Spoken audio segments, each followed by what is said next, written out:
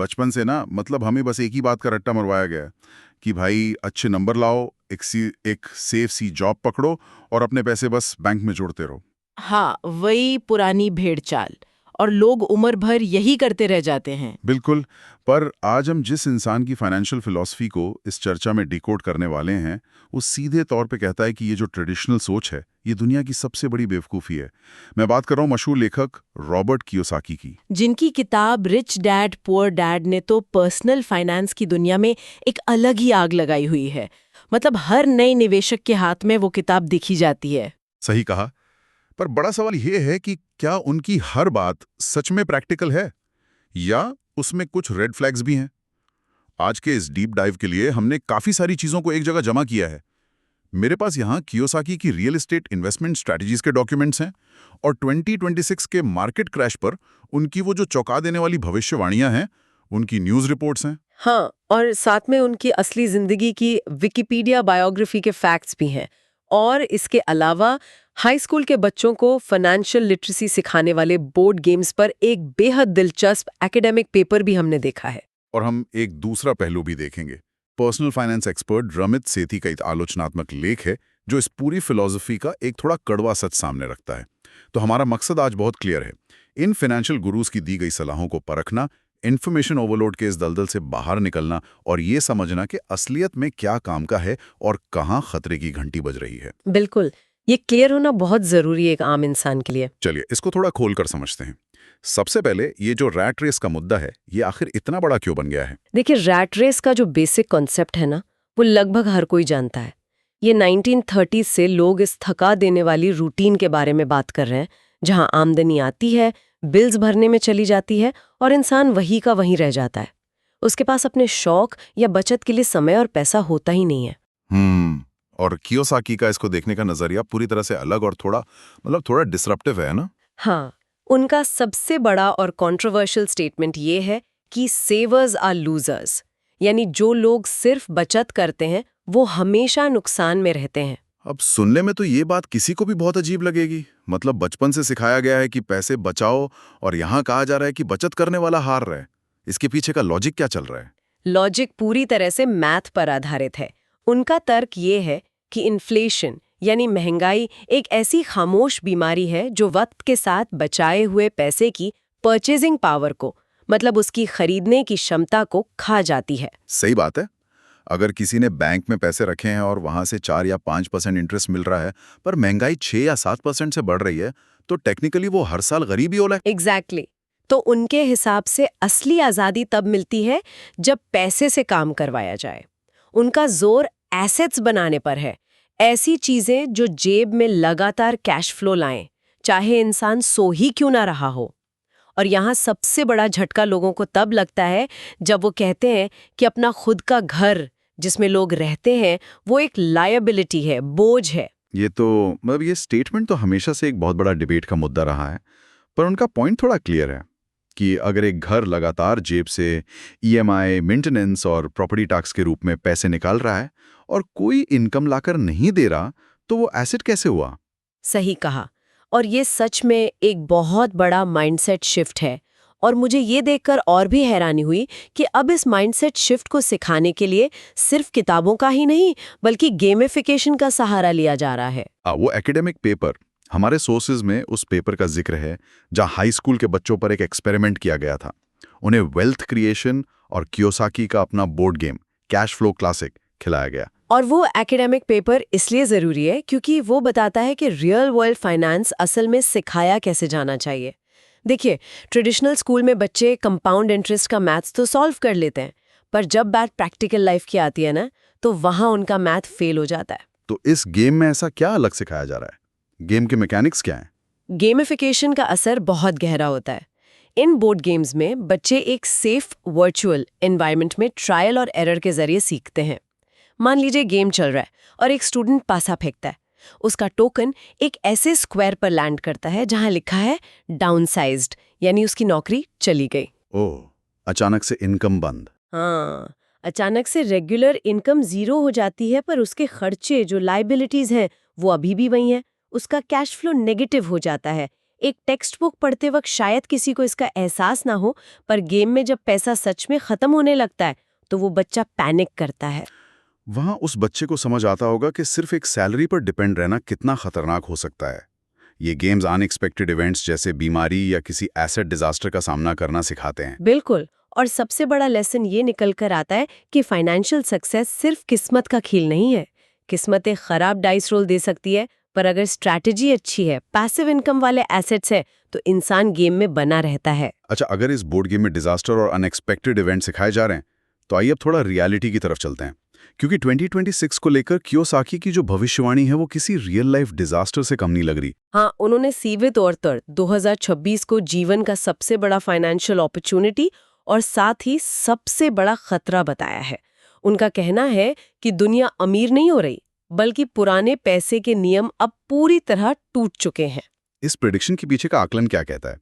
System की बुनियाद पर सवाल उठाया गया ना? हाँ, उनका कहना है कि आज दुनिया भर की सरकारें और सेंट्रल बैंक्स कर्ज में पूरी तरह डूबे हुए हैं।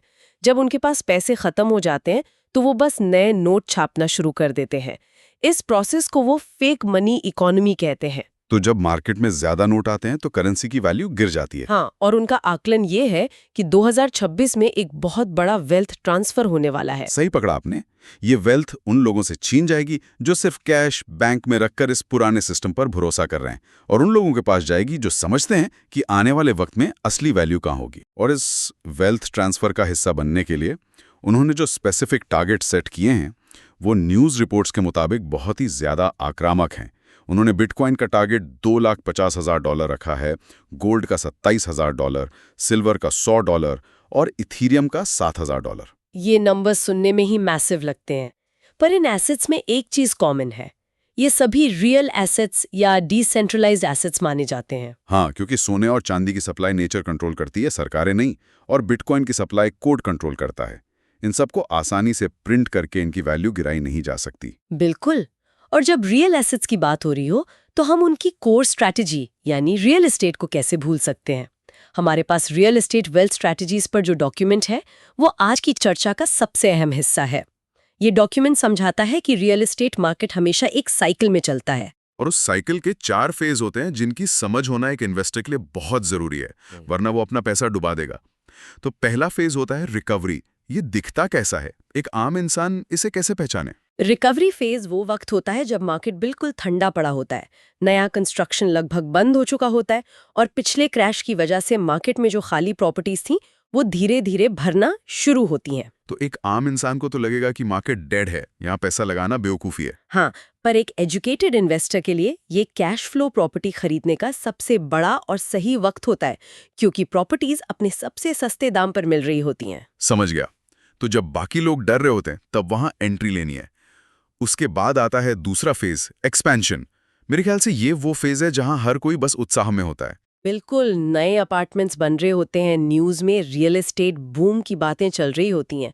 यही वो फेज है जहां सबसे ज्यादा लालच यानी ग्रीड मार्केट में आता है।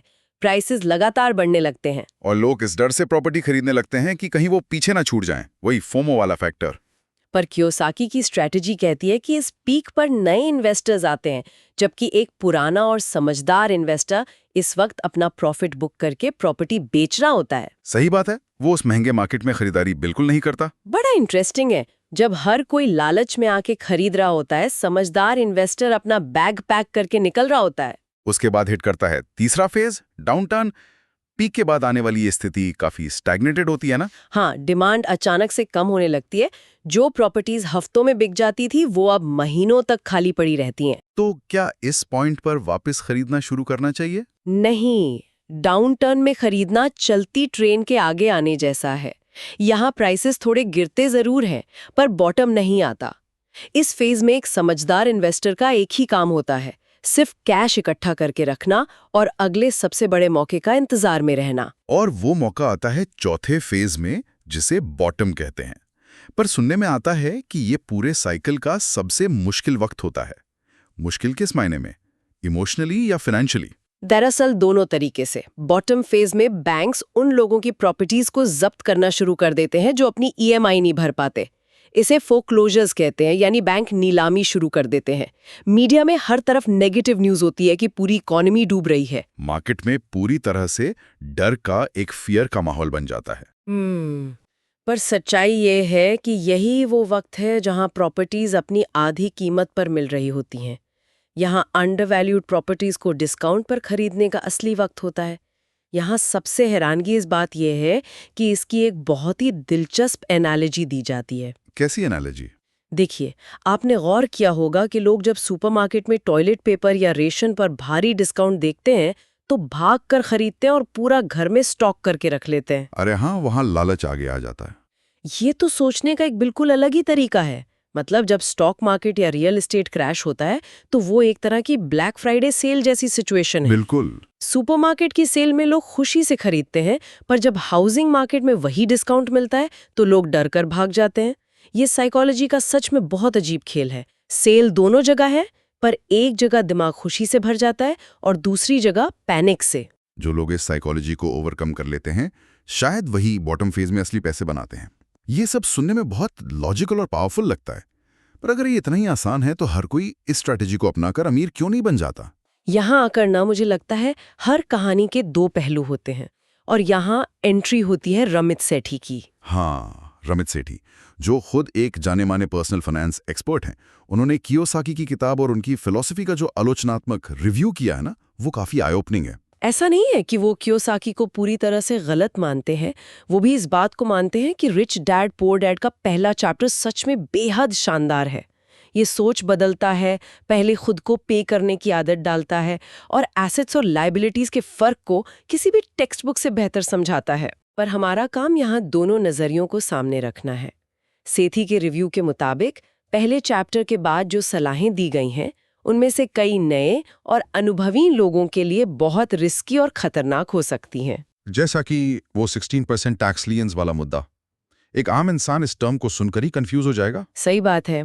असल में यूएस में जब कोई अपनी प्रॉपर्टी का टैक्स नहीं भरता तो लोकल गवर्नमेंट उस पर एक क्लेम या लियन लगा देती है जिसे इन्वेस्टर्स खरीद सकते हैं। इसके अलावा पेनी स्टॉक्स और नए आईपीओज में इन्वेस्ट करने को बढ़ावा दिया गया है किताब में। नए लोगों के लिए जो मार्केट का एबीसी भी नहीं जानते, उनको पेनी स्टॉक्स और ऐसी कॉम्प्लेक्स लीगल चीजों में पैसा लगाने को कहना तो सीधा आग से खेलने जैसा है। ये तो हाईली वॉलेटाइल स्ट्रैटेजीज होती हैं। अगर किसी का पहला निवेश ही डूब गया तो वो दोबारा मार्केट की तरफ मुड़कर थोड़ी देखेगा। यही सेठी का मेरा ऑब्जेक्शन है। पर इससे भी बड़ा रेड फ्लैग, मतलब खतरे का संकेत, तब आता है जब कियोसाकी अपनी बुक में सलाह देते हैं कि सेल्स स्किल सीखने के लिए लोगों को MLM यानी multi level marketing companies join करनी चाहिए। MLM, वही चेन बनाने वाला सिस्टम जहां पहले खुद महंगे प्रोडक्ट्स खरीदने पड़ते हैं और फिर अपने ही दोस्तों और रिश्तेदारों को फंसाना पड़ता है। इसको रेकमेंड करना तो सच में बहुत अजीब बात है। और सेठी इसे साफ शब्दों में एक प्रेडिटरी सिस्टम कहते हैं। डेटा बताता है कि MLMs में ज्यादातर लगभग 99% लोग अपना पैसा डुबाते हैं। सेल सीखने के नाम पर लोगों को एक ऐसे सिस्टम में ढकेलना जो उनका पैसा और रिश्ते दोनों बर्बाद कर दे, एक बहुत ही गलत एडवाइस मानी जाती है। इस चर्चा में एक और बड़ा एंगल सामने आता है इन फाइनेंशियल गुरुज के रेड फ्लैग्स पहचानने का। सेठी इस बात पर जोर देते हैं कि किसी भी गुरु से एडवाइस लेने से पहले देखो कि उसकी असली आमदनी कहाँ से आ रही है। अगर एक गुरु कहता है कि उसने रियल एस्टेट से पैसा बनाया, पर आज उसकी ज्यादातर इनकम महंगे सेमिनार्स, कोर्सेज और किताबें बेचने से आ रही है, तो सतर्क रहना चाहिए। सही पॉइंट है। वो अमीर रियल एस्टेट से नहीं, बल्कि लोगों को रियल एस्टेट से अमीर कैसे बने का सपना बेचकर अमीर हो रहा है। एक और अहम बात जो उठाई गई है वो है एक्शनेबल स्टेप्स की कमी का होना। रिच डैड पुअर डैड एक बेहतरीन मोटिवेशनल किताब जरूर है। हाँ, पढ़कर लगता है कि बस अभी जाकर दुनिया बदल देंगे, पर आखिरी पेज पढ़ने के बाद दिमाग ब्लैंक हो जाता है कि अब कल सुबह उठकर करूं क्या।